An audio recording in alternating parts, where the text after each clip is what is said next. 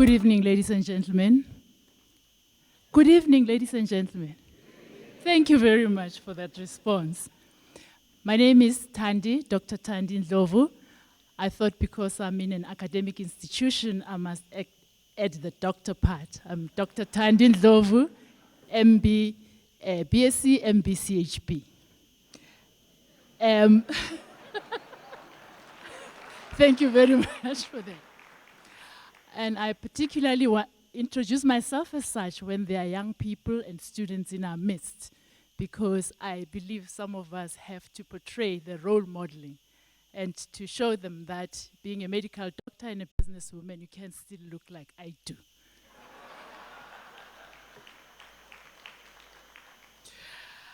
I'm here to just briefly introduce Professor Sibusiso Villenkomo, because he's the one who's going to welcome all of us. I don't want to take his glory. Sibusiso Nkomo was born in Johannesburg. He obtained his primary, secondary, high school education in South Africa, his bachelor's degree at Lincoln University in the USA, magna cum laude, and his master's and PhD degrees at the University of Delaware in the USA. Currently, he serves as research professor in the Center for the Advancement of Scholarship at the University of Pretoria. He is a former executive director and a member of the executive of the University of Pretoria. Professor Nkomo is a member of the Board of Advisors for the School of Public Policy and Administration at the University of Delaware, is a distinguished visiting professor at the Andrew Young School of Policy Studies at Georgia State University, and serves on the editorial board of the 7th Leadership Journal published at Gonzaga University. In the last 2 years, he has been invited to the Fordham University Business School Consortium think tank as a fellow in Istanbul, Turkey, and New York City, where the future of business and governance, health as a business, and the arts as a business have been discussed and analyzed. In his previous position as Dean of the Faculty of Economic and Management Sciences, he made recognizable contributions to the faculty and the university. He was the founder of the first PhD in Public Affairs in the African continent in the School of Public Management and Administration. He has a long-standing and tested career as a leader and manager in institutions of higher learning, and this was demonstrated at the universities in the USA and in South Africa. Ladies and gentlemen, Professor Nkomo is currently the chairman of the Board of Governors of the Institute, Mapungube Institute for Strategic Reflection, and it is my singular pleasure to invite him to address us. Thank you. Thank you very much, Sister Thandi. Thandi and I grew up together, but I won't get into those details.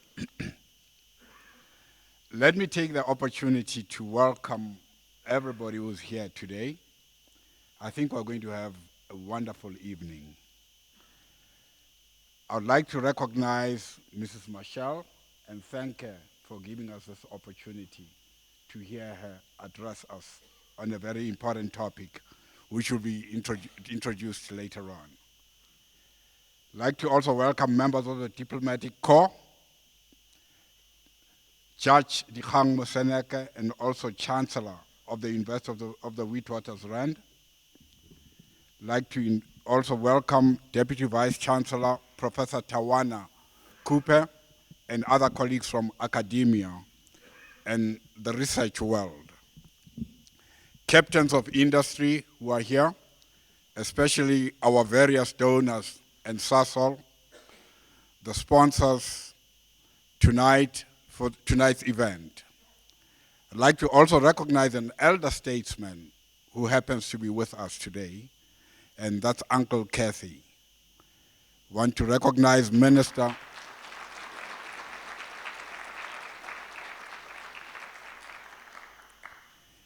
Hanekom, and I believe that there are several other ministers here whom I did not see earlier on. I think we do have a couple of ministers here. I'd like to recognize the senior managers of the public service. representatives of the media, the MISTRA Council of Advisors, and the board members, and MISTRA staff. Students, who are very important in our lives, as Dr. Ndlovu stated, we are here to make students to become better people and make significant contributions to this country. So I want to recognize the students who are here. And ladies and gentlemen, it gives me a great pleasure to welcome you to the third MISTRA Annual Lecture. Dr. Thandi Ndlovu, a member of the MISTRA Board of Governors, is today the Master of Ceremonies. She made it clear that I must not say the Mistress of Ceremonies. She's clear that it's Masters of Ceremonies. She will introduce our distinguished speaker and the topic for the MISTRA 2014 Annual Lecture. Tonight's lecture forms part of the MISTRA's program of strategic reflections. We also pride ourselves of having a long-term view of the analysis we undertake. These two make us unique as a think tank of current times and the future. The recognition of MISTRA as amongst the top 10 best new think tanks globally by the University of Pennsylvania 2013 Global Go-To Think Tank Report is an indication of the impact MISTRA's research program and strategic reflections have been making over the past 4 years. Over the past 3 years, the MISTRA Annual Lecture has become a feature of Gauteng, South Africa, and the global international landscape and discourse. It has represented nation formation, the search for usable knowledge, engaging in new knowledge generation, and the preparation of young leaders and thinkers for future responsibilities. The private and the public sectors and researchers have benefited tremendously from the work that MISTRA has produced and continues to generate. Certainly, MISTRA has distinguished itself as a knowledge reservoir, as was exemplified in the outstanding lecture that was presented by our Executive Director, Joel Nechitenzi, at Columbia University in New York City on 29 October 2013, when the Pexley Ka Isaka Seme 107-year anniversary lecture was inaugurated. We actually saw professors taking notes when he gave that lecture at Columbia University. The title of his lecture was "The Vision of Seme 100 Years On. Is Civilization Still a Dream? And is regeneration of Africa possible?" Today's lecture is a continuation of the MISTRA tradition of excellence in the logic of inquiry or inquiry. In the 2012 inaugural event, MISTRA hosted Professor Thandeka Mkandawire of the London School of Economics and Political Science and the Institute for Future Studies from Stockholm, who delivered the lecture titled "Building the African State in the Age of Globalization."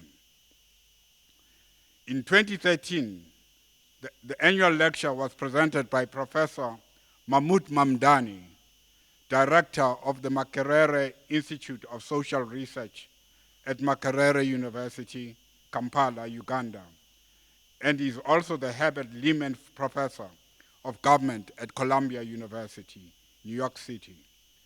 Professor Mamdani's topic was entitled "Beyond Nuremberg, the Historical Significance of the Post-Apartheid Transition in South Africa."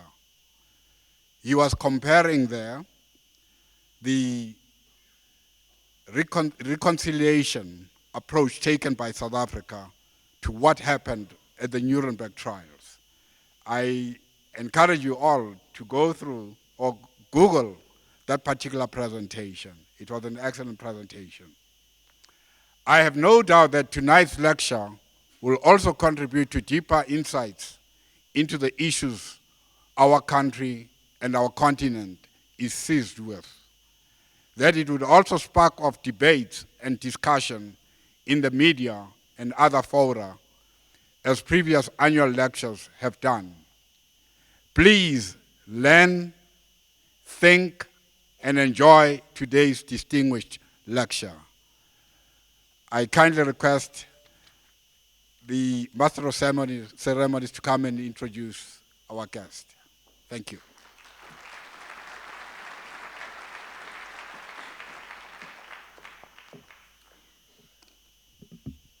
Thank you very much, Professor. Mrs. Graca Machel is a renowned international advocate for women and children's rights and has been a social and political activist over many decades. Mama Machel was the first Minister of Education and Culture of an independent Mozambique from 1975 to 1989. She led an inclusive movement to establish a national system of education which increased the primary school enrollment from 40% of children in 1975 to over 90% of the boys and 75% of the girls by 1989. She is one of the founders of the Forum of African Women Educationalists, an advocacy network which has been a reference point in the promotion of girls' education and empowerment on the African continent. In 1994, the Secretary General of the United Nations appointed her as an independent expert to carry out an assignment on the impact of armed conflict on children. Her groundbreaking report was presented in 1996 and established a comprehensive global agenda for the protection of children's rights in conflict situations. She was chair of Gavi Alliance for almost a decade. She served as an eminent person of the African Peer Review Mechanism of NEPAD. Mama Machel is a founder and president of the Foundation for Community Development in Mozambique. This is a grant-making organization, a builder of civil society, and a promoter of development based on communities. The organization advocates for a conducive environment for women's and children's development and protection. She was the chairperson of the National Organization of Children of Mozambique, the largest children's organization in the country for 2 decades. Graca Machel was also the president of the National Commission of UNESCO in Mozambique for over 3 decades. Recently founded the Institute for Child Development to focus on early childhood development. She's a co-founder of the Mandela Institute for Development Studies.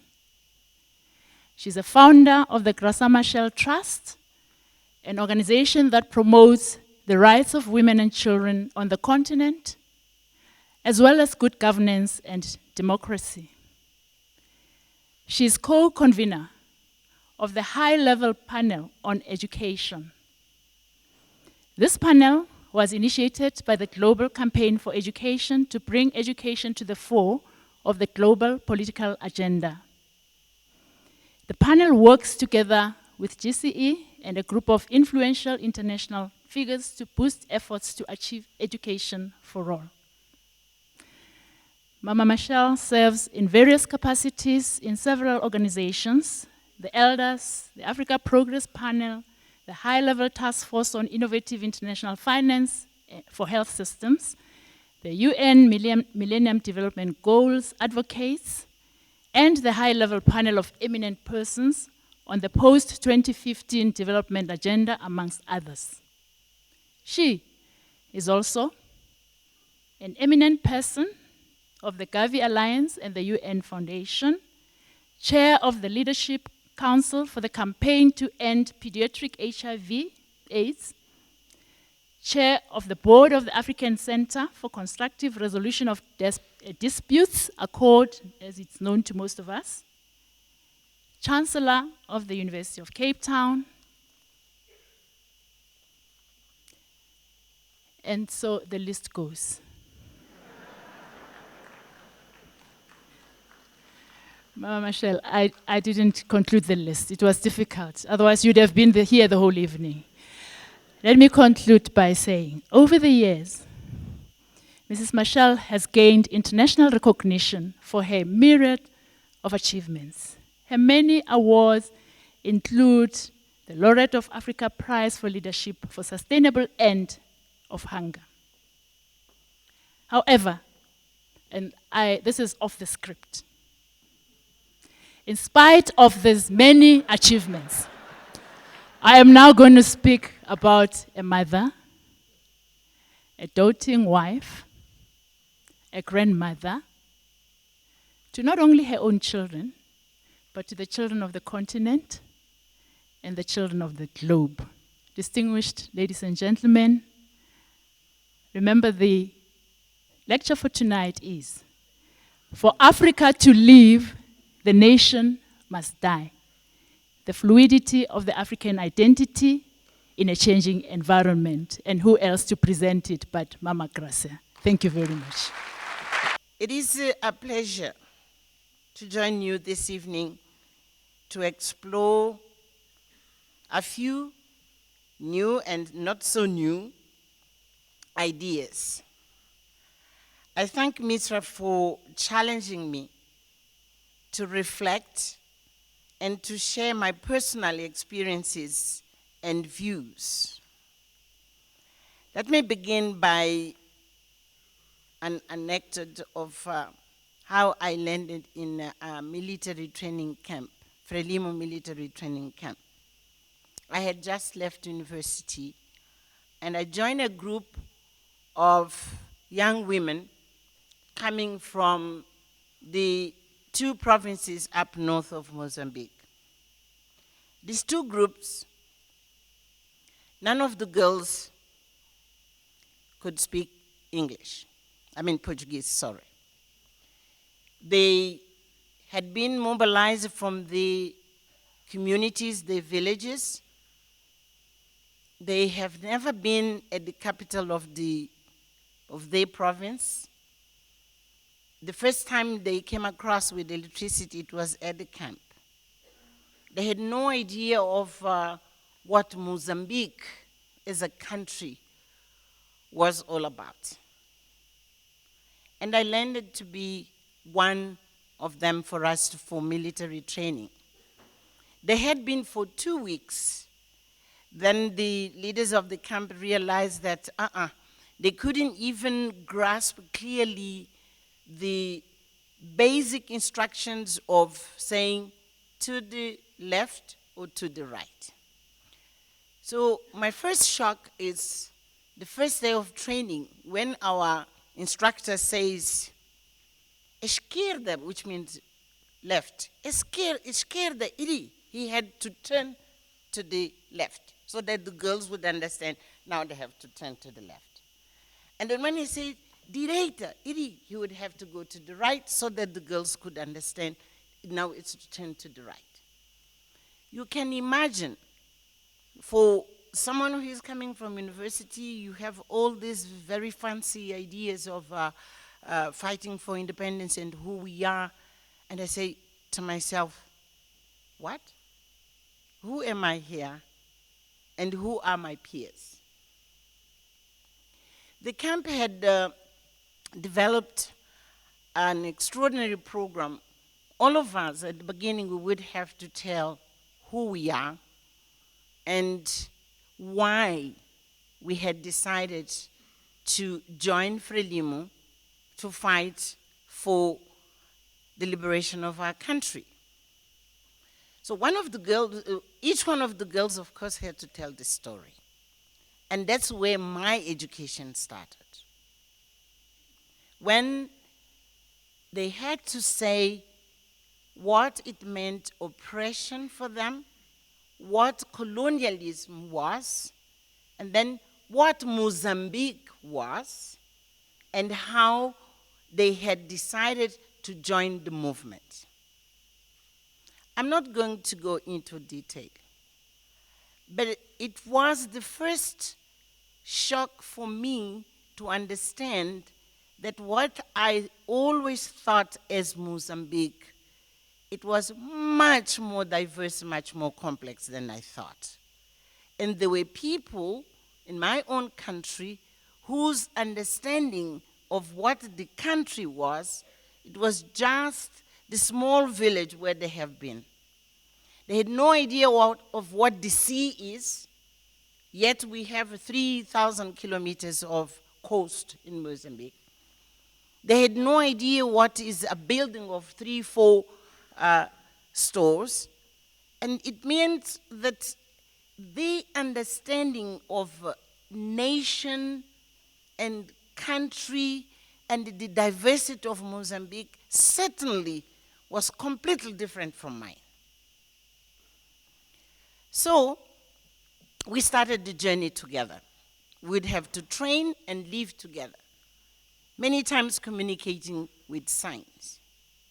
Why I'm bringing this example?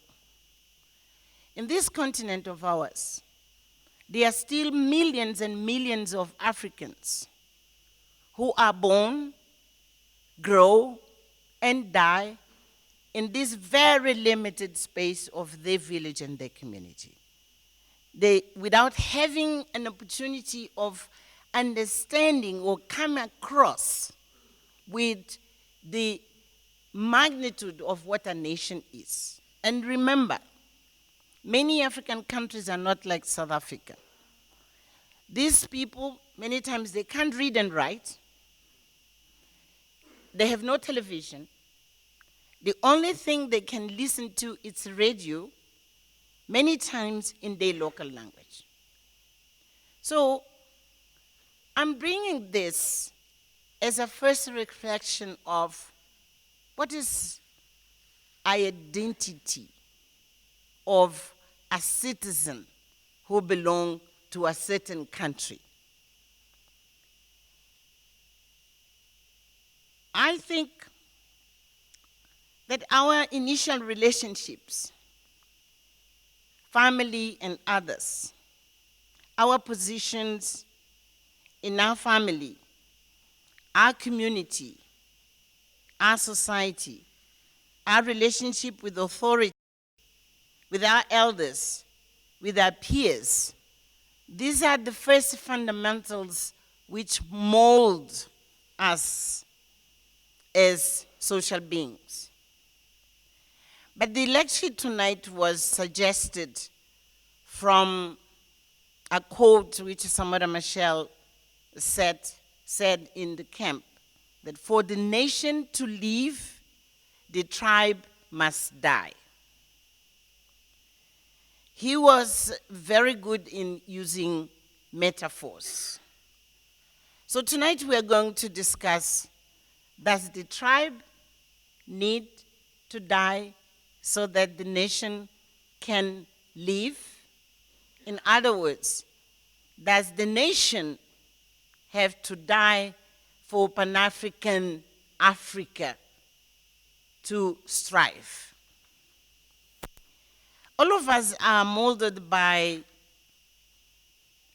a specific socio-cultural context in which we are born into. Common history, common language, experiences, social institutions. These are key components of elements of what we can call our cultural identity.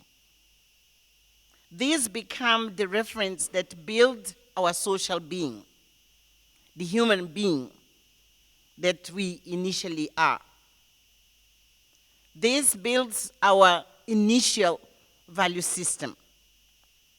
So generally speaking, this social-cultural context, these relationships can be seen as the seeds of our identity, of our social beings. They can and will expand, be built upon, change shape, but they are still the seeds of our future selves.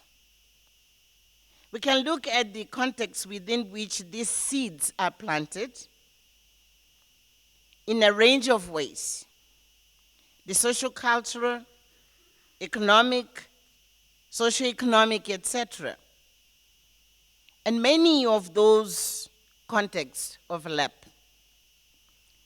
In considering the socio-cultural context, ethnicity is a core framework, and it is in this way that the tribe helps form the seeds of our identities.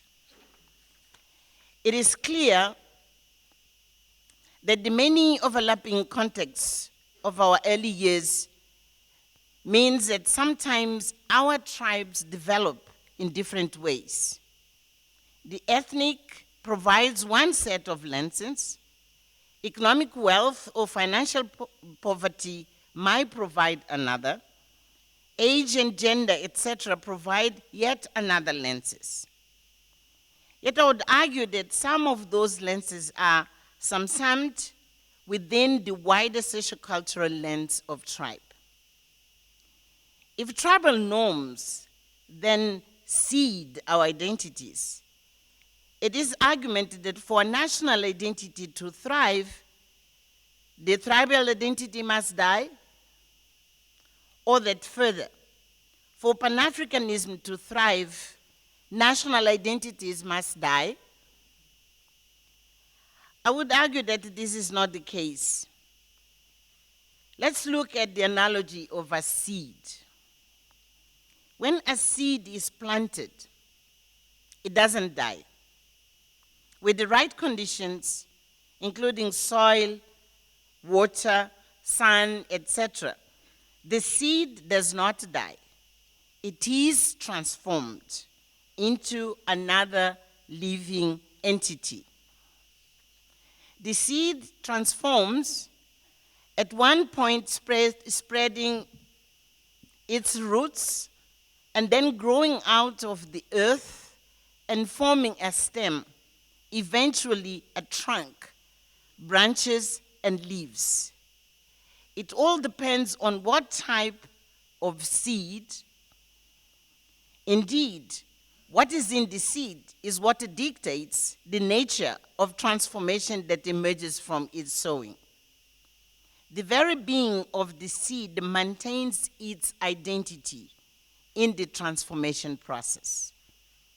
There is an Akan saying which says, I quote, "A crab does not give birth to a cow," unquote.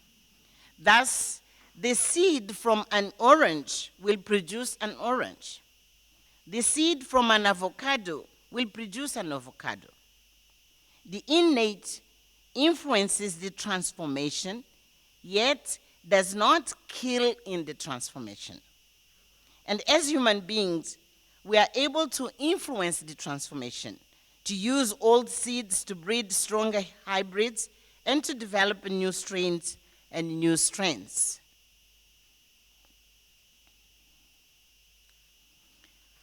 How to make a tribe transition and support nationhood? Tribal values feed into the national identity, and the nation feeds into the tribal identity. There has to be a value proposition for the tribe to feel embraced by and integrated into the nation. But at the same time, the nation has to be able to embrace and integrate the tribe.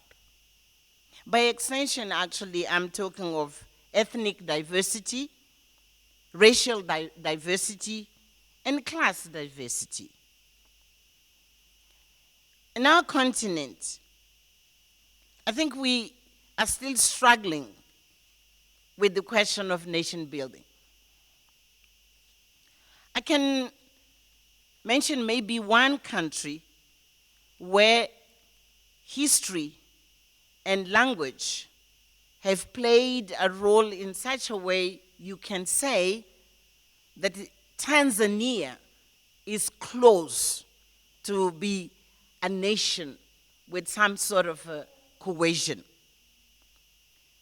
And if you want to go out of our continent, and I know this is controversial, the United States of America, despite its huge diversity, people of all origins, you name it, but there's one thing they have in common. They feel American. They are Americans.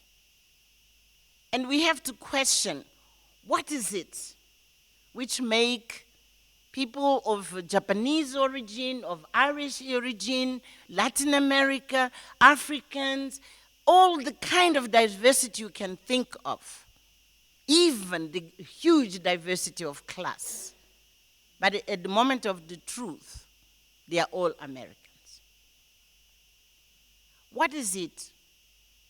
What are the elements of that national identity which builds what you can call the pride of belonging to a nation? These are complex dimensions of which African nations are struggling to comprehend, to manage in the process of forging a nation. I dare to say that, with the exception of Tanzania mentioned, none of our African nations have resolved the question of nation building. And even worse, I don't think we have clarity on how to build on that diversity and to forge a cohesive nation.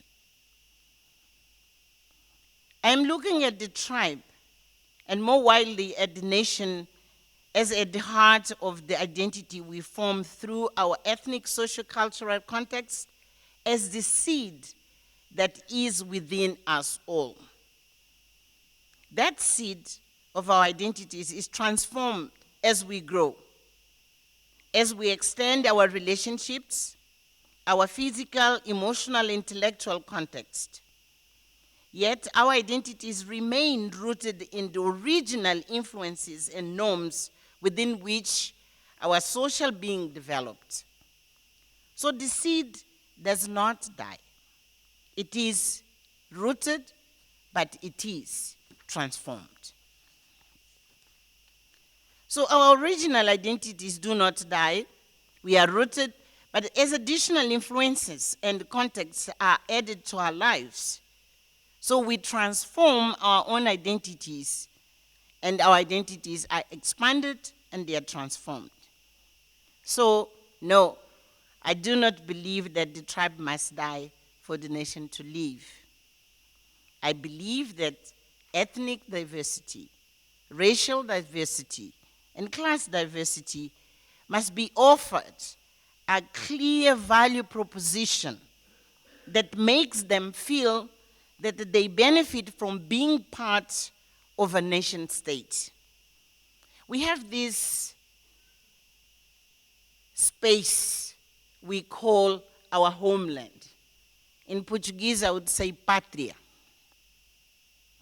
The space where we all feel we belong. Yet it's not very clearly defined. I would submit for us to think tonight, what does each one of you mean to be a South African? Why do you feel and you believe that you are a South African? In a nation where today we still say, I'm African, and this one is Indian, and that one is white, and that one is colored.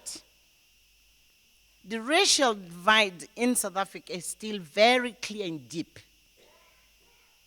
Yet I will ask, there is elements of cement which bound all of us. What are they?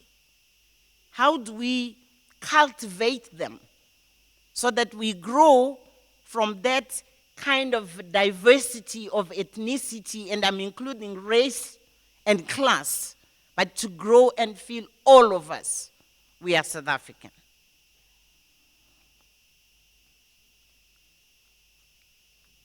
I believe that we must provide the right conditions for the tribe to root a national identity and a continental identity, to move beyond its initial nonsense and enable a stronger, equally vibrant, but possibly further seeing and more connected being to emerge, whether in our individual identities or our national and continental identities.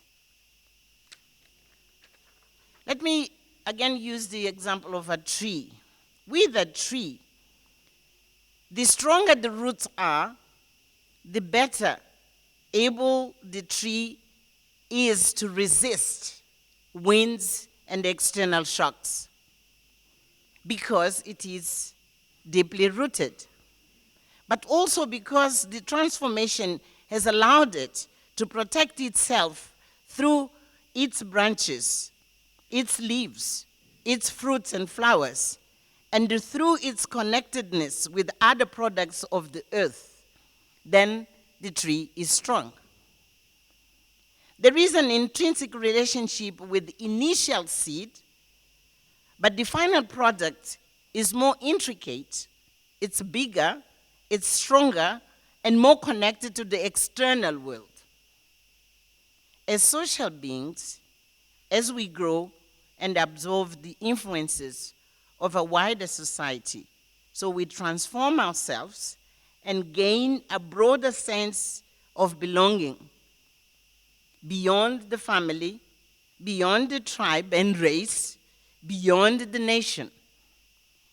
In a world where modern transportation means that we can travel hundreds of thousands of miles in less than a day, our ability to move within other geographies, other cultures, is multiplied. So the influences that mold our identities are multiplied and extensive. When that works well, we can gain a broader sense of belonging in a continental and international context. Yet we are grounded. That broader sense of belonging still recognizes and salutes the initial relationship and the intellectual and emotional linkages that root our belonging. For this transformation to take place in positive context, building on the strengths of our sociocultural roots rather than being strangled by them, we need the appropriate influences to surround our sense of being. We need the right context, motivations, and visions to move beyond the tribe, beyond the nation, into a vibrant sense of Pan-Africanism. Let me recall our recent history. When Nkrumah, being the first sub-Saharan country to become independent, he opened his country and his borders to welcome all the liberation movements to have a home in Ghana. Joined then by the like of Haile Selassie, Modibo Keita, Ben Bella, Nyerere, and others. They formed the huge movement of Pan-Africanism, together with others from the diaspora, like the Dubois, to say, freedom for all of us. The roots of Pan-Africanism came from that understanding that from the Atlantic to the Indian Ocean, from the Cape to Cairo, as we say, from all corners of the continent, we had experienced the same slavery. We were experiencing colonialism and oppression, and we had a common destiny. So Pan-Africanism was born out of the necessity of freedom and independence for all of us in this continent. And in every village you would go those days, even those most remote I'm talking about, they would know there is a liberation movement. There is a movement which bound all of us to be free from colonialism. And you'll say, well, it was easy because it was external forces. Then we had a second generation of Pan-Africanists. At the moment the continent was politically free, we had also visionaries like the ones like Thabo Mbeki, Obasanjo, Abdelaziz Bouteflika, Shisano, and others who established for us NEPAD, and they established even the African peer review mechanism. To say, in days of today, we still have another kind of oppression to all of us. We need to free ourselves from poverty, and the only way is to establish the mechanism through which we can build prosperity for all Africans. And just remember, it was up north, Algeria. It was at the west, Obasanjo, as examples. In the south, Thabo Mbeki and Shisano. Even Egypt, those days, he was very strong. It's strange enough, it was a time of Mubarak, but it was a very strong supporter of NEPAD. Again, leadership which understands that there's no nation of ours which can survive alone. We have to fight together. So Pan-Africanism is possible, but it has to be around a very clear set of principles and values and goals and targets we are fighting for together.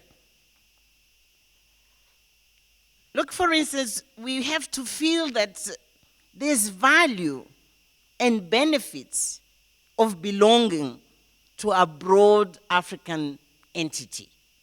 It can't be simply because you were born here on this continent. Let's use the example of the European Union. You see, many countries are queuing to join the European Union because there's something very concrete which helps them to be better, which is going to uplift their nations if they join the European Union. We must question then ourselves, what is it our African Union is offering to our nations? Why do we join? Why do we need to be part of this organization?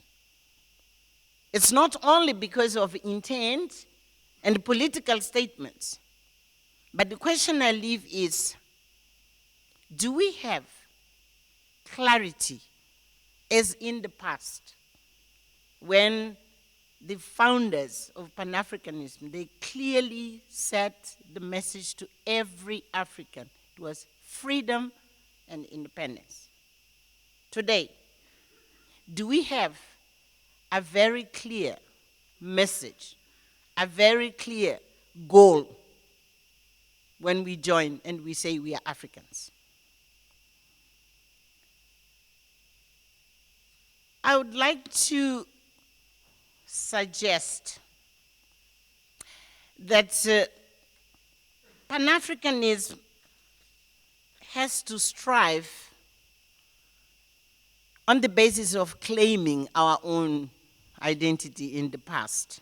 It was mentioned that I am a co-founder of the Mandela Institute for Development Studies. And one of the programs we are undertaking is what we call African Heritage Research Program.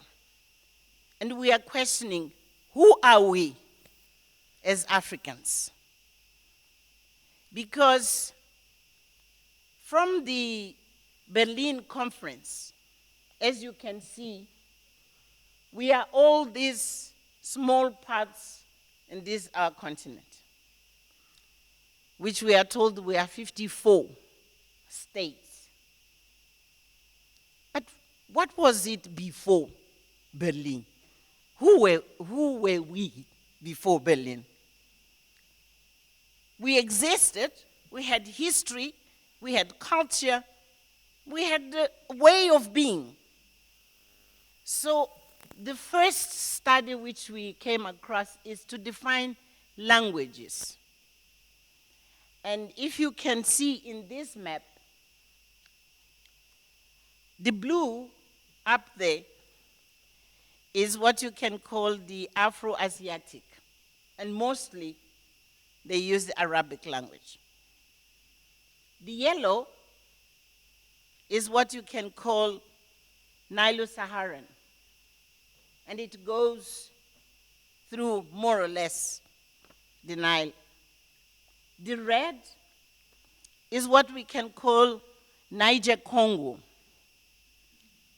The orange is Niger-Congo Bantu. And I want to insist on this one.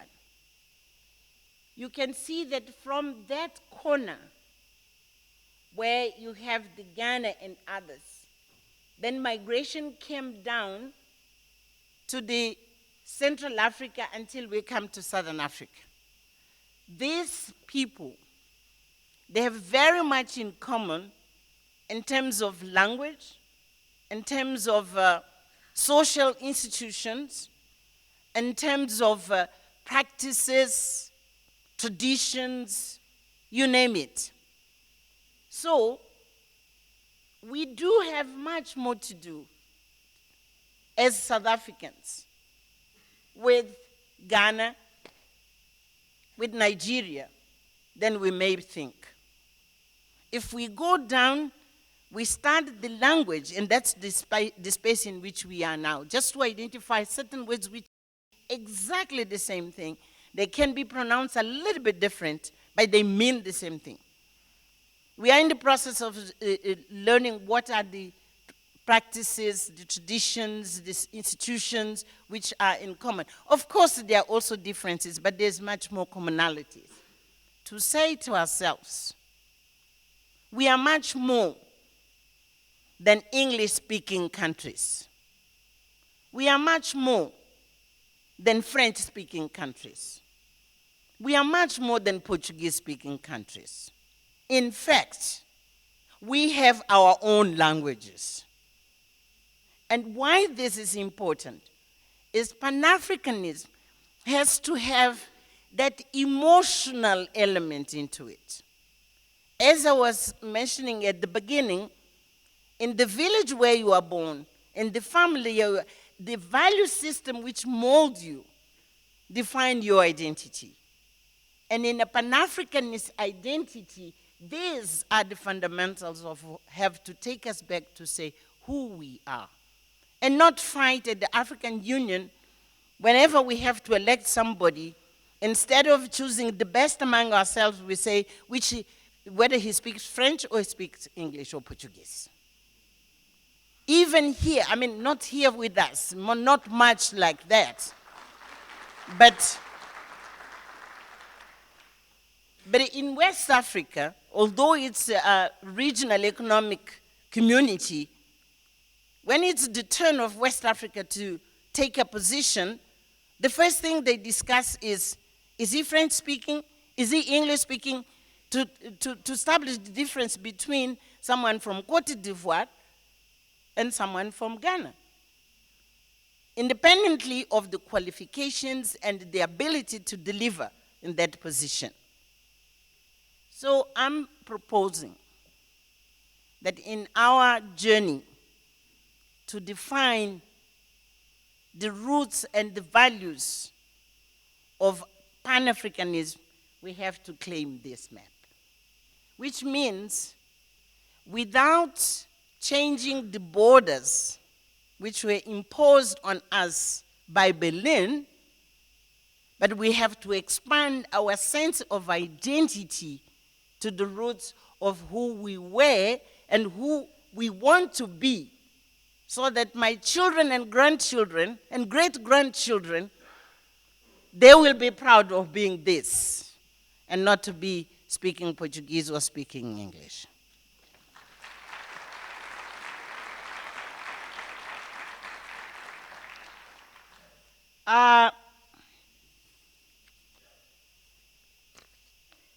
These were, I think we can switch it off now. The Nkrumahs and the Nyereres and others, they looked beyond the Berlin boundaries to an Africa where we could build on our own commonalities and our similarities to form a cohesive and collaborative African institutions, African cultures, African economic systems, African ways of thinking and being that would help our continent to thrive and protect our peoples from further generations of colonialism and imperialism. They highlighted our shared experiences of slavery, of colonialism, but also our shared cultural heritages that had protected our communities through the ravages of imperialism and other oppressions. They emphasized the importance not only of nation state. After all, there were people who led, the fight against colonialism in the various countries, but also how those nations would work together to protect our continent from further manifestations of imperialism. That was why solidarity with the national liberation movement was crucial to their beliefs and actions. They saw an Africa with strong political and economic nations. Yes, but they saw an Africa where those nations worked together to give us a continent advantage through various types of economic, social, and political integrations. Those Pan-African activists, I would call them, provided the conditions, the thinking, and the context that have helped our seed of nations to begin to transform into a stronger entity that is Pan-African. I fear, however, that we might allow that transformation to wither under the lack of rain, the lack of new and collective thinking integrated institutions, the lack of the poor soil, which we feel with the rarity of future planning together, and not separately, and for decades, not months or years. We feel a proliferation of weeds, which are unhelpful, nationalistic competition, short-sighted conflicts of all types, narrow-mindedness, and social injustice and oppression. You would question today, what is it which is dividing people in South Sudan? What is it which is dividing people in the Congo, the DRC? What is it which is dividing Africans when they engage in wars against brothers and sisters within the same boundaries, actually, having fought together? What is it? To provide good conditions for the transformation to a vibrant, healthy Africa that revives our fading traditions of challenging the world, bringing new thoughts, new arts, new economics, new science, and new cultures to our global context. We need the rain of a clear and positive vision of our Africa. We need the fertilizer of new generations of thoughts and youthful energy that looks beyond narrow interests and shallow, dying ideas. We need the soil that pulls through our positive traditions and links them with new ways of being, new ways of interacting with our peers, with our comrades across the continent, and with the new trends across the globe. Yes, African identities are fluid, but so many of our continental proverbs point to the strength of fluidity, where there is a core holding that fluidity true. I stand here before you with many identities. I'm a woman, I'm a Mozambican, an African, and many more. Our children and grandchildren, for some of you like me, their identity as Africans, it is not based anymore in the tribe. Sometimes they don't even speak the language of the language of their parents, what you would call mother tongue. But they are Africans. And you see even those who are coming back from the diaspora, who they grew there, when they come back, they choose to come to the continent, not necessarily to the countries of their parents as origin. They can come to Ghana, to Ethiopia, to Rwanda, wherever they go, they are coming home. They are coming to Africa, back. So we do have a new identity of African emerging. So what we need is the rain. And I think today what we miss is that strong, clear message which is telling us where we come from, who we are today, where we have to go together, building in that sense of solidarity. In other terms, I'm saying what we miss today is clear leadership. Being African is not something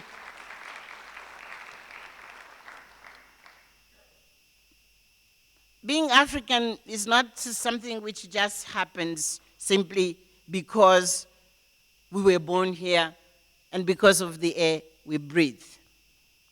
So I'm asking tonight, our discussion will be, what is it means to be African to you? As I have asked, what does it mean to be South African? What does it mean for you to be African? I don't have answers. And I don't think anyone can really have complete answers. But I think what this institute, Makumbuga Institute, is challenging us is to think through. It's really to question ourselves in terms of our identity, our identities, many identities, and how the overlapping of those identities make us strong, not weaker, as many times we believe. How do we go beyond your small community to embrace the nation, and how do you embrace, as a nation, you embrace the rest of the continent? These are the thoughts which I was trying in a very, in my way, as activist. I should have said this at the beginning. You are used to have intellectuals who come and give lectures here. And Joe, you made tonight the mistake of calling an activist. So this is my own experience. And I think the challenge of us in different positions, different ages, men and women, young and old, our major challenge is to claim those identities and make them a strength and not make of the different identities we have or we are elements of division which make us weaker. I wanted to close by saying something personal, if you allow me. For many of you, it's the first time I see you after Madiba's passing. And I wanted to say to each one of you and all of you, thank you. In many ways, Madiba went through 2013 because there was such a positive energy being sent to him to keep him alive. South Africans kept him alive. And he felt that. And that's why even at a critical moment, Madiba would bounce back. So I want to say thank you for the love and support. Many of you prayed, I don't know how many times, for him. I just want to say thank you. We don't take it for granted. I don't take it for granted. I want also to thank you because when the moment came and we had to accept that he had to go, there was a moment of unity,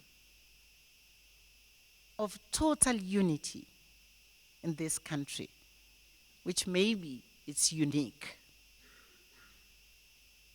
And I am of the belief that his last gift to South Africa, it was precisely the opportunity of all South Africans, regardless of the diversities of identities I talked about. All South Africans, they were united in the love and best wishes for him. So in essence, the last message of Madiba to South Africa is, you are not Indian South Africa. You are not white South Africa.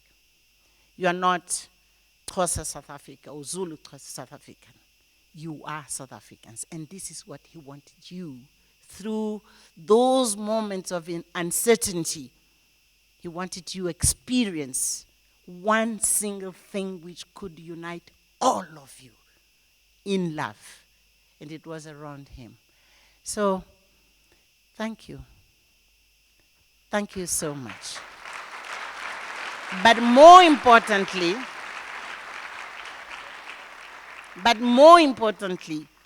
I would urge that with reflections of this nature, soon than later, we will identify ourselves as belonging to this nation, this great nation of us, and not to the small, restricted identities which are still defining us. And I thank you very much. Wow. Thank you, Mama. I'll leave it to Joel at the appropriate time to thank you, but I'm sure every member of this audience is appreciative of the words of wisdom that you shared with us this evening.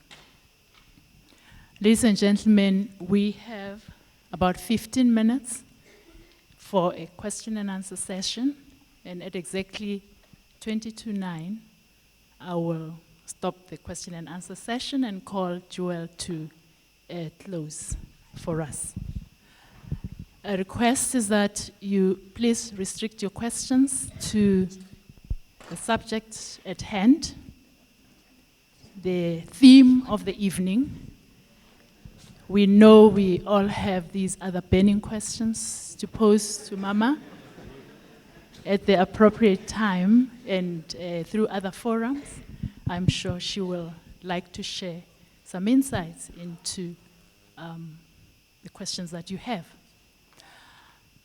I'm going to allow 2 questions per block, and then we get Mama to answer your questions. I know as well there might be people who just want to comment. You are free to comment, but please, ladies and gentlemen, let's not write theses. I know this is an academic institution and we may be tempted to write theses. To the young people in the audience, please don't feel intimidated. You've got the professors and the doctors and everybody else and the judges. But this is your South Africa that we're talking about. It is your future, and I always encourage young people to be the ones to ask the questions and to pose the challenges, because some of us are in the afternoon of our lives.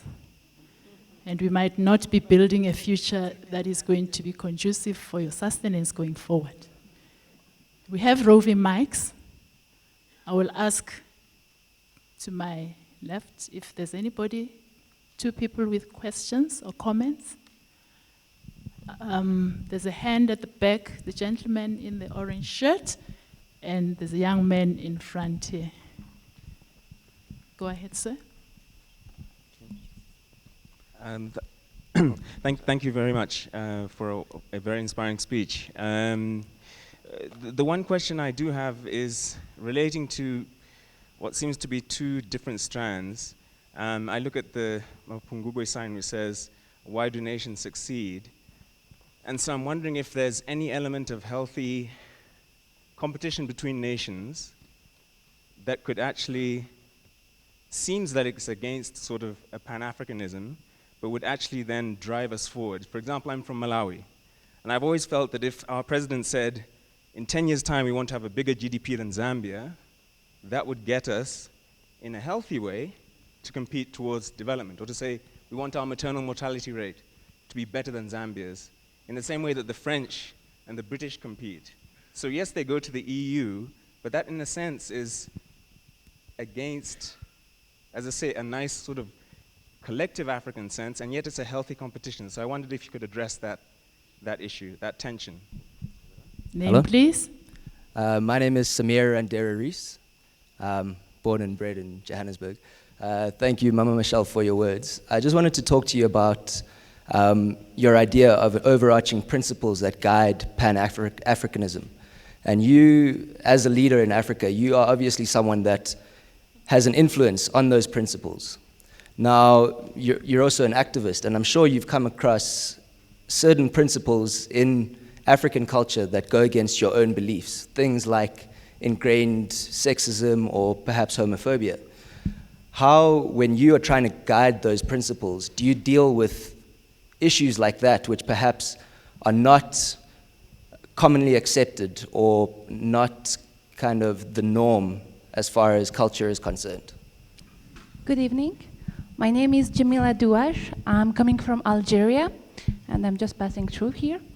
My question is, my country is the biggest country in Africa, but if I ask every gentleman and lady here, they would consider Algeria more like an Arab country than an African country. How can I change their mind and prove them that Algeria is also an African country and we are African as well? Good evening, ladies and gentlemen. My name is Andy Lekota, a former Talk 702 midnight slot, a host.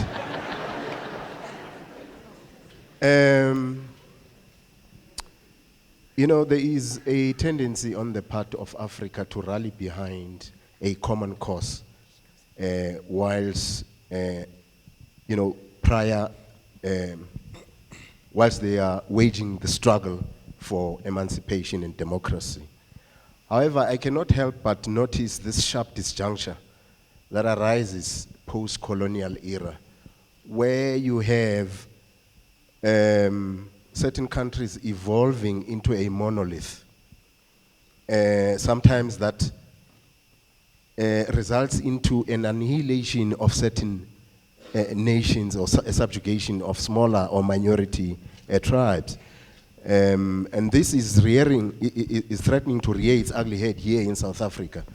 I mean, you have constructs like Cosa Nostra, for example, and of late you have constructs like the Zulufication of the ANC. How do we arrest that problem? Thank you. Thanks. My name is Precious Banda, the Treasurer General of the South African Student Congress, SASCO. Secretary General of? South African Student Congress, SASCO. Now, when Ma'am went on to give the lecture, and then spoke about a tree and how she argued that a nation can still live, for Africa to live.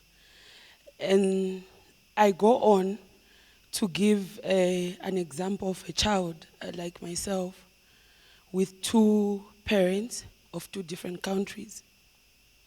Zambia, South Africa.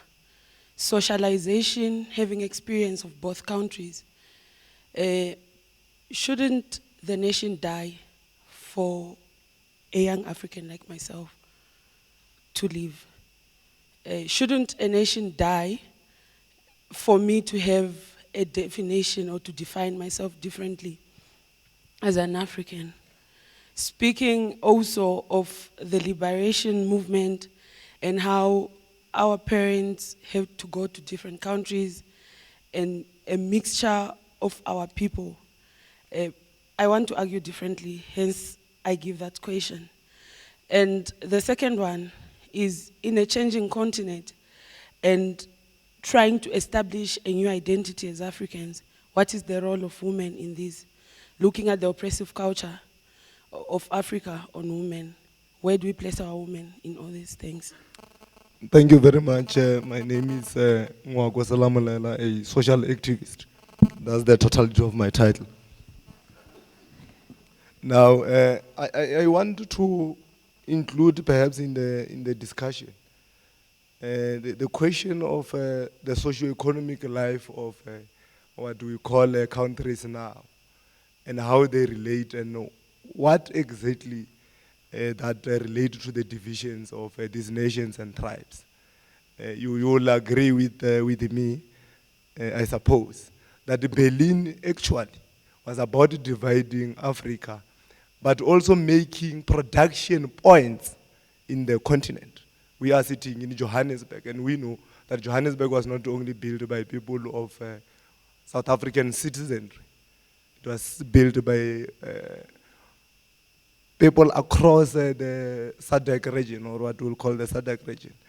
But the issue is, what then becomes the opportunities, and whether do you want to keep these opportunities to yourself because you are a South African and exclude others? That become a serious question. And what value do you add as a developed economy of Johannesburg, for instance, or Lagos, to other struggling economies? What is the essence of a shared economy, socio-economic life that include exchanging culture and knowledge between countries?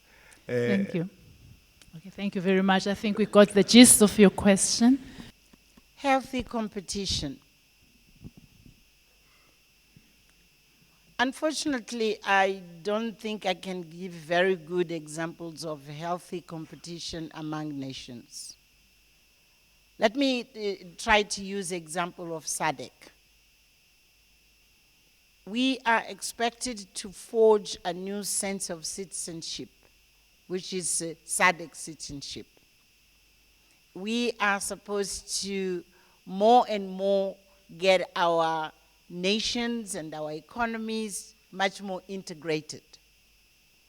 But if you look deeply, the reasons why regional integration is moving so slow it's precisely because we fail to use the different resources which are available in each one of our countries to engage in that healthy competition. On the contrary, we compete against each other. So I'm not so sure whether really I can give you a good example of that. I think the sense of being nationalistic and the narrow sense of sovereignty is overriding the need for us to work together to take pride on success of others and then to move our regions together. I'm talking of sub-regions, but it could be any of the other sub-regions. The feeling of having another African country succeeding not always is taken as pride for some of us. On the contrary, we have still lots of jealousies. But for me, I think, again, it's because our leaders together, they fail to constantly and regularly educate us, and we are not also able to challenge sufficiently our leaders to play their role. So I want to put it in the two directions. There is responsibility of leaders, but there's also responsibility of citizens. Someone has asked about overarching principles of Pan-Africanism. Well, something which came to in my work is Africans in our very good sense of traditions. We respect life, respect for life. It is generally protected by Africans, that sense of protection for life. That's why we are really horrified when atrocities take place, which means we feel that sense of convulsion. You say convulsion? Yeah. When we see human suffering. In any community on this continent, that sense of protection for life, protecting the other, it is an overarching principle of solidarity for Africans. That's what I believe. It's one of the examples I can give. But I'm not ignoring that there are many destructive forces. And in our society, in this country, we know very well. But I wouldn't like to get into that debate. Joel, I think we can have another conversation led by somebody else. Led by somebody else. My suggestion is really for us to consider a discussion and asking the question, why there is so much violence inflicted by some of us against others in the scale, in the sophistication which we witness in this country. I want to submit my view is that we have not taken the time to deal with the psychological damage which apartheid did to us. We seem to think that with our constitution, wonderful principles which are in our constitution, somehow with the attempt of readdressing the economic inequalities, it's not working, but at least we are trying. We have something in place. But I don't think we have been asking what has been done to us for us to see some of us inflicting so much pain in children, in women, and elderly. That is against what I was saying, respect for life. But it is happening, which I understand. It's a deviation of what as Africans we would be. So I want to submit another discussion about this, because I think it has to do with the process of healing which we need to embark on.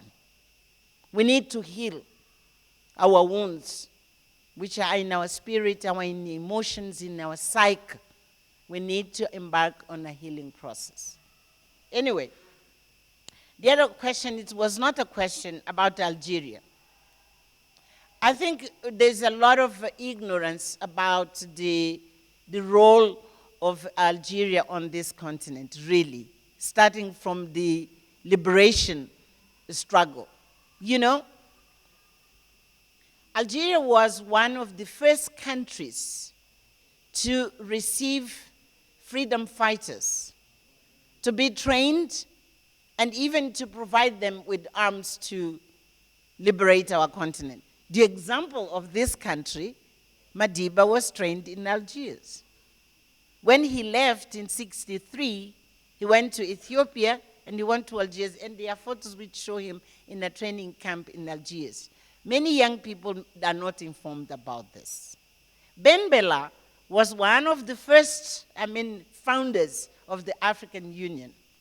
As I mentioned, in the second generation of Pan-Africanism, Algeria, Abdelaziz is one of the pillars of what NEPAD is all about, of what the African Peer Review is all about. Until today, one of the biggest contributors to the African Union is Algiers. So Algiers is a very, very much African, except that there is no much knowledge among us about this. So your question is, what do I do? You do, I do, many of us, those who know, we should get this message across. That, you know, Algeria has much more to do with us in Southern Africa, maybe, than some of our own neighbors. So, I don't think I want to get engaged with Cosa Nostra and Zulu Nostra. I don't think I want to engage with this. But again, this is precisely, the raison d'être of the discussion tonight is how do you move from your feeling as belonging to an ethnic group, but you grow to become national. And you really, really, you embrace the nation. That's why I'm saying we need to discuss much more openly, what does it mean to be South African? And we are talking, actually, when you say this, you are talking about the biggest, political organization in this country. The organization which has been leading South Africa since the time of independence in terms of government. Okay? Because I think this is what I understand, what you're talking about. So, what is happening? Why are we losing the glue? The glue which has united millions of South Africans to fight against apartheid, and all of us, we were there. Some of us, some of our colleagues, they died precisely to liberate our country together. And at that moment, there was no Zulu, Xhosa, or Venda, or whoever. They were simply South Africans.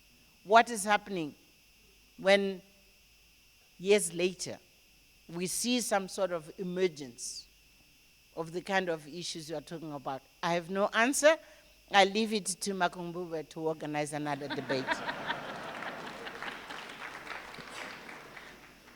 The question which was asked there, it's about, what about a child who is born from parents who, it was like Zambian, and that's, a South African, for example. That's the best of examples of the new breeds, or the Africans, where then, as you are saying, when I say the tribe should not die, I'm saying the elements which give you I mean, the root of your identity, those should not die. I'm not talking about because there are many other elements of a tribe which have to die. I can give you an example, and which comes to the next question, is the place and the role of women in traditional societies. That has to die. That has to die. But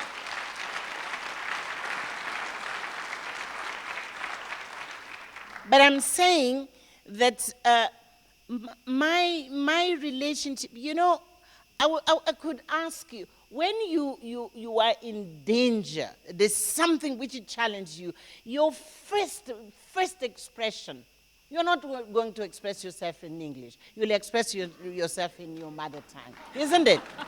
That's what I mean. That's what I mean, that doesn't die. And it shouldn't die because it gives you that deep sense of being rooted in certain values, which are simply a value system, in which I could try again to repeat. It helps you, how do you relate to members of your family? How do you relate to members of the community? How do you relate to elderlies? How do you relate to nature, by the way? All those things we learn those very early ages of our lives. Those things, they keep us rooted. And when you are an African, in Pan-African terms, you go back to the early years of your age to know how you were molded, how your social being was molded. That's what I mean. But there are definitely elements of what you were saying about the role of women. You know, I wouldn't talk about this as the role. I have heard a lot of roles of women. I would speak much more of the position, the place of women in our families, in our communities, and then the rights of women, because it's a completely different story. When you say women play a role, you are implying that there's somebody who is leading what has to be done, and then a woman plays a role on that. And I'm saying it's the place women are, and they are actually, they are taking a center stage. They're taking the place where exactly they should be. Within the family, within the workplace, within the universities, well, it is happening. But we are dealing with hundreds and thousands of years of tradition. Don't forget, we have only 50 years of freedom. And 50 years in history of nations, it's a very short time. 50 years. For us, it is long enough because we achieved freedom, but for that kind of cultural transformation which needs to say who is who in relation to gender, we just started. And I have to say, this country, because of certain policies which have been adopted, actually, despite all the difficulties, actually, South Africa is doing well. I have to say that. And South Africa has to take pride on that. South Africa is the youngest of nations to be free. You only are, I am South African as well, but you, you only are 20 years old. We are not like Ghana, who is 50-something years old. But when it comes to the place of women and how the women are taking the center stage, you are far ahead of Ghana. You are far ahead of many other countries. So I think we need to accept that cultural transformation takes a long time. That's why, again, I'll go back to the issue of the rain. The rain has to be always there to nurture the principles and the values which have to emerge to build a new national identity. And that is not always, it's not always done. I would even allow myself to criticize.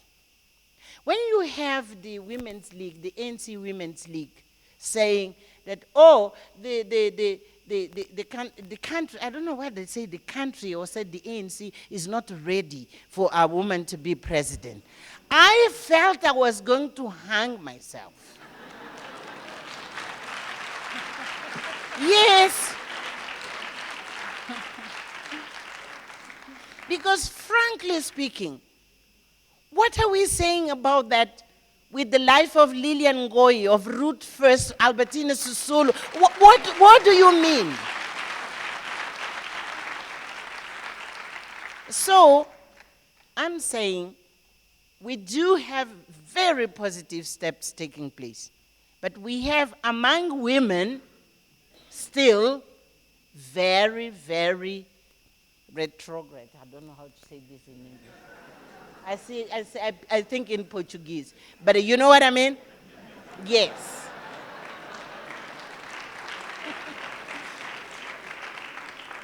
But I have to say this. I really believe that a very deep transformation of relations and relationships between men and women, particularly in our families, will happen the moment women, all women, will have the strength and the courage to say no. Just to say no. This is one. It will happen when women of my age will stop forcing their little girls, their little babies, of 8, 9, 10, to force them for genital mutilation. It's women who do it. It will stop when women of my age will consent to have a child of 8, 9, 10, to be given away to be married to a man of 50, 60. These are the issues which we women have to deal with. As grandmothers, as mothers-in-laws, and whatever, in which capacity, the major change in terms of believing in ourselves that we have the same value as anyone else, it has to happen in us. Other people will say, yeah, it has to happen with men. Absolutely. I also agree. Men have to join. But it's not men who are going to liberate us. We have to liberate ourselves. So, we have a challenge here. We really have to accept that we have a challenge. And it will change. I didn't say this. It will change the moment where I, as a mother, I educate my son and my daughter equally, because we don't in many cases. It will change at that moment in our families. So, men, yes, you have to change, and change quickly. But we women also, we have to take responsibility. Just to take the responsibility of the value we carry. Program Director, distinguished guests, colleagues, I think I should start off by thanking the Program Director for your splendid management of this annual lecture. Those who have partnered us for a long time would know that this year's lecture came later than normal, which is around March. In part, this helped us to avoid being drowned out by the so-called silliness of the electoral season. But further, the domino effect of the tragedy last December meant that Ms. Machel would only be available after June. And the happy coincidence out of all this is that we could have the 2014 Mapungubwe lecture during what I would refer to as Mandela Month. And so our gratitude multiplies manifold in that Ms. Machel prioritized MISTRA for one of her very first public engagements after the period of mourning. There's no doubt that it was most appropriate that we should select an eminent daughter of Africa, a real and symbolic national of many countries, an Afropolitan par excellence, to give her testimony about what it means to be African and to help answer those difficult questions. Is there an African identity? If not, is there an overarching identity? And if so, if you don't have one African identity, what must die for the African meta identity to live? And out of the discussion, I think all of us have come to appreciate that this cannot be divorced from the gender question.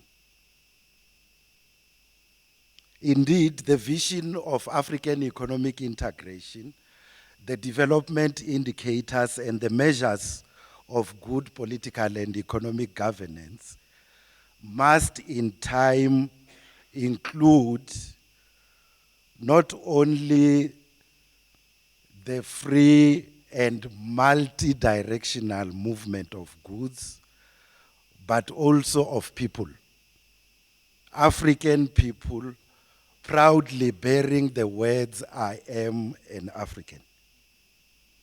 And so we thank you, Ms. Machel, for your words of wisdom, for who you are as a force of example in South Africa, in Mozambique, and further afield. We also wish to thank you, the audience, for showing that combination of necessary reverence as well as critical engagement. An audience that can watch football beyond midnight and remain alert the following evening. An audience that can withstand the biting cold of wintry weather and lend warmth to a discussion that should continue. Continue because, as Ms. Machel has said, the national question, the identity question, is never really resolved.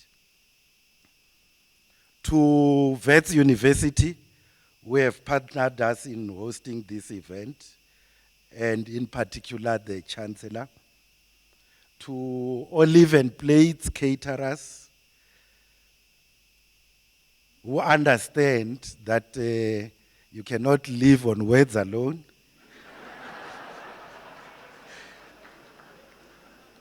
to Yellow Woods, who sponsored the cold drinks that are meant to keep us warm, to Sasol, who have contributed the resources to make this event possible, and to Masake Events Company, to all these, our eternal gratitude. I also wish to thank SAFM for broadcasting this event live, and also thank your colleagues who belong to other media houses. And I'm quite certain that all of you as journalists brought your licenses along.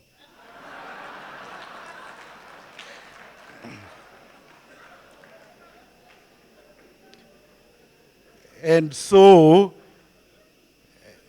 as we rise to continue the discussion in other fora, as MISTRA would want to say, arising out of the lecture and out of the work that we do, for genuine transformation to live and to thrive, intellectual indolence must die.